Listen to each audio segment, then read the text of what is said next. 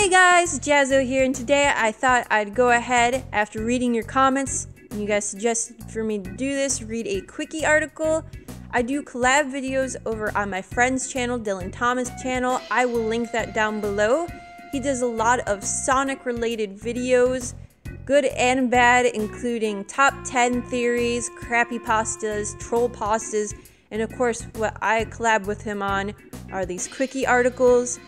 Definitely subscribe to him if that's what you're into. Hit the like button.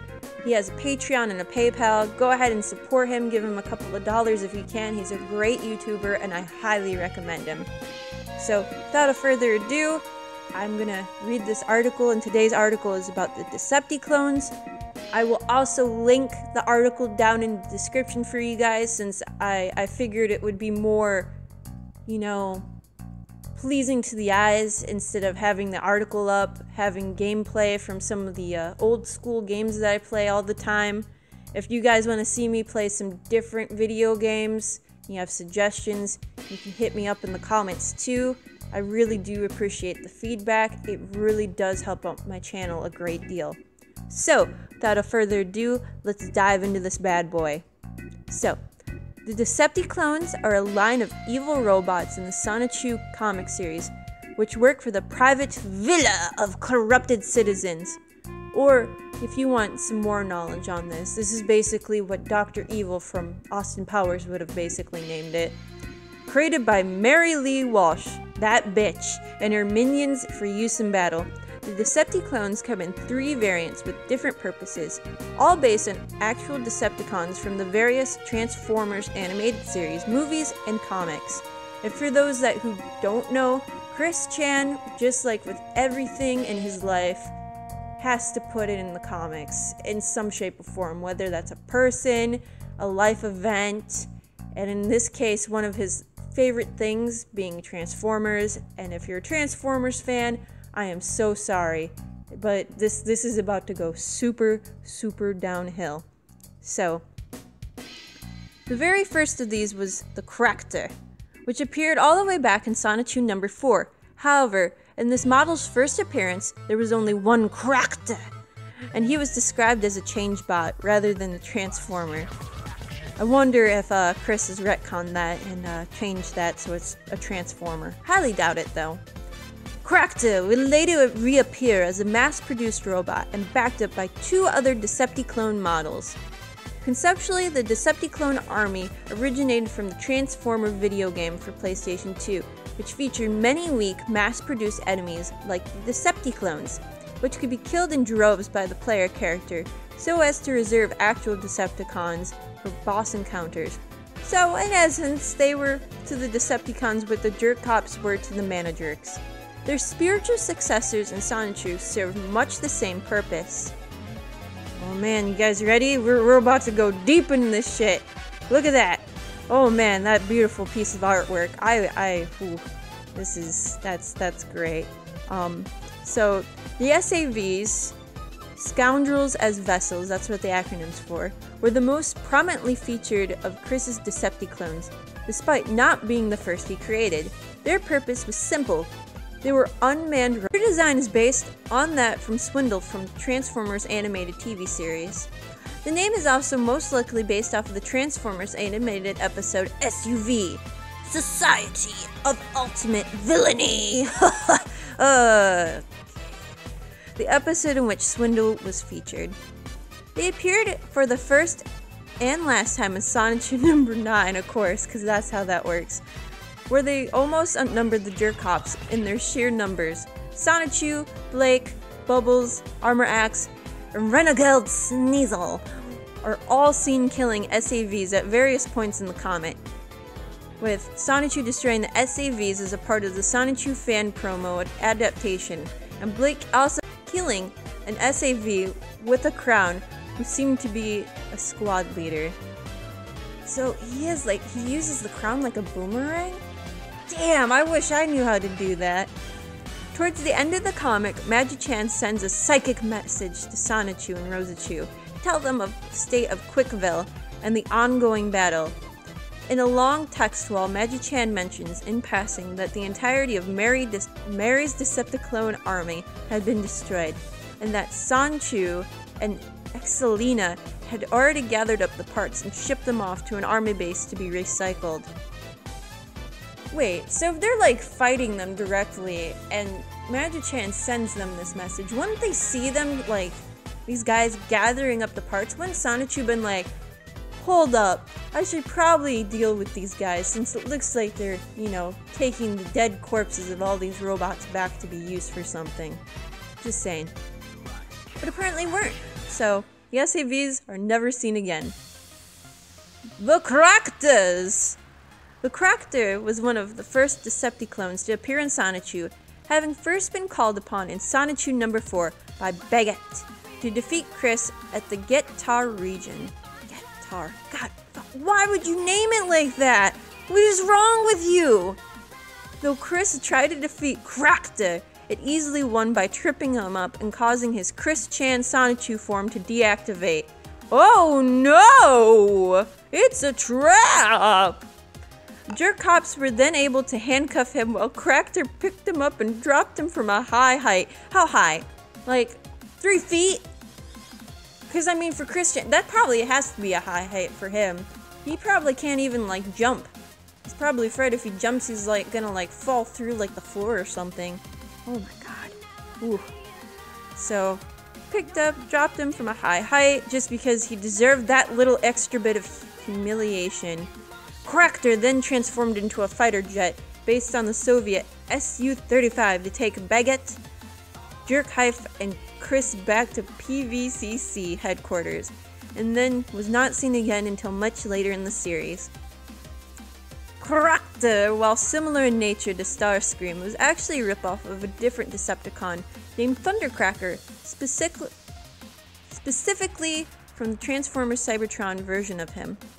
This is even alluded in the dialogue, as Baguette at one point claims that Cractor was made from parts imported from Cybertron, which in the universe is the home planet for the Transformers and the namesake of the series.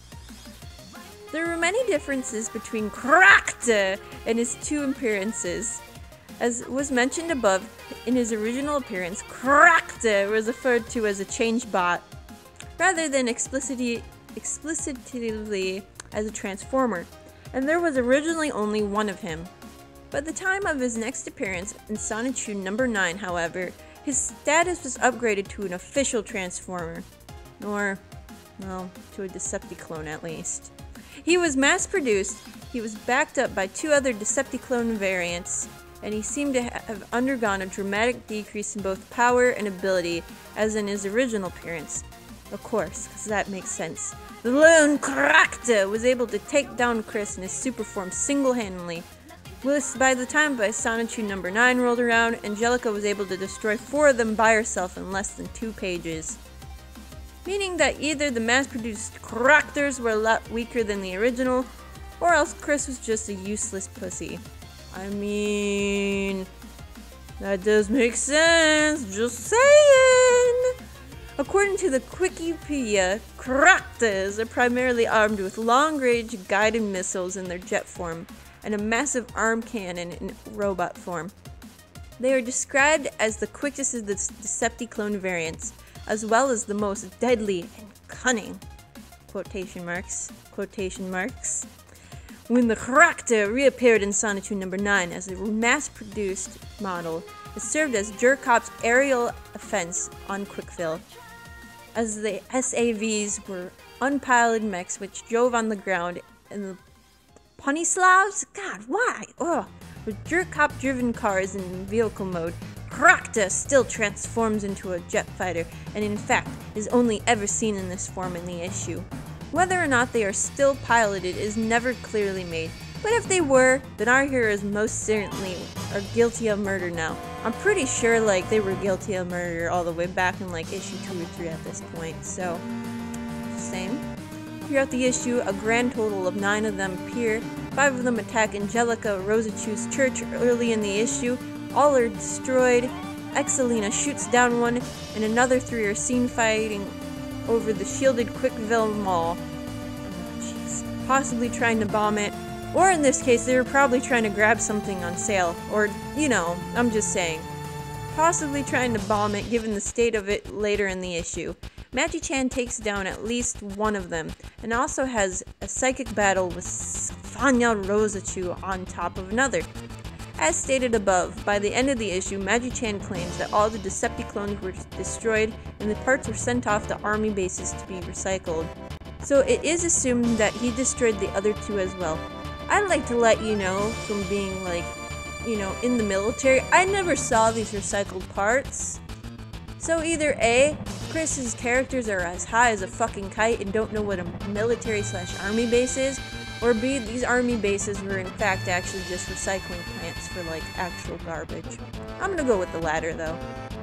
So, now onto the Slavs, which look like big, round, brown logs. That's very creative of you, Chris. Gold star for you for effort. The Jerkop Punislav was the final model of the Decepti-clones, used by the private villa of corrupted citizens. Punislav is one of the most obvious rip-offs that Chris has created, with almost every feature an exact copy of Barricade as he appeared in the Transformers movie. Like Barricade, the Punislavs all transform into mock police cruisers, with a parody of the police motto, "To protect and serve!" Quotations. There are precisely two differences between Barricade and Punislav, the first being that Barricade is black and white, while the Punislavs are brown and gray, and second being that while Barricade was far more menacing to punish and enslave description on the side, Chris's one-track mind came up to shatter and torture all hearts instead, because that's way deep. Ooh, hashtag edgy, hashtag deep. Ooh. While the SAVs and possibly the Crackers too were both unmanned pilot-free mechs, built to fight both on the ground and in the air, the Punislavs in the comic appeared to have the primary purpose of transporting dirt cops around Quickville in large numbers that they could get to different parts of the battle quicker. Well, that does make sense. Well, quite often seen in vehicle mode. Some were seen in robot mode too, though whether they were still piloted in that form is never made clear. In their robot form, they depend on their sharp claws, fast speed, and quick reflexes to fight. The name Punislav is said to have come from Chris wanting to call a robot a Punislave, from Barricade's inscription, but he decided to change it at the last minute to avoid accusations of racism, given the fact of brown car being referred to as a slave. Because, you know, Chris is such a wholesome, great guy that would be his first concern. However, the Slav suffix implies that the character has Slavic origins instead. Brown people? Slavic people. Communism? Slav people. Makes sense to me. In the comics, Punislavs only ever appeared in Sonichu number 9, just like most other characters that only appear for maybe one issue if that. Much like the SAVs before then, they appear in great numbers throughout the issue. A few were seen in the forest early on, with at least one destroyed by Simonlia, causing it to crash into a tree in vehicle mode. That poor tree. Renegade Sneasel destroyed two more shortly afterwards at Angelica's church. Another two showed up in downtown Quickville, destroying a building, both of which were destroyed by Sonichu and Rosachu, and a further two were killed by Prower and Bumbalumba. Ooh, say that with me, ladies and gentlemen, Bumbalumba! The biggest role they play, however, is in Chris's comic adaptation of Sonichu fan promo, in which it is a Punislav who captures Rosachu and takes her away, transforming into vehicle mode and driving away with her in the back seat. This particular Punislav is followed by Sonichu to Quickville Park, where it turns out to be under the control of Relchnak Nostu Nerakshacha Giovanni. There, nailed it, gold star. And Dr. Robotnik, who used the captured Rosachu held unconscious in the Punislav's arms as a ransom, demanding Sonichu hand over control of the city to them. The Punislav is destroyed, however, and Rosachu is saved. All the Punislavs are assumed to have been destroyed and recycled by the army following Magi-chan's claim towards the end of the issue. After this, like I said, they're never seen again. So down below, we have the Gallery of Plagiarism! Dun da da da! Like I said, I'll save these photos, so then, as you guys can see right now, you guys can look at them, of course. Definitely hit up the article if you want to see these photos more in depth. Oh god, look at that art. That is a moist, spicy, not meatball, it's a shitball. And it's sad because I like Transformers, but he just fucking ruined that for me too. Oh god. But what did you guys think about this article? Did you enjoy it? Are you guys a part of the Character fan club? If you are, hit that like button, hit that subscribe button. You guys want me to read some more quickie articles? Well, let me know which ones you want me to read down below in the comments too. I'm totally up for suggestions. I greatly appreciate the feedback and all of that. And until next time, everybody, I'll see you later. Bye!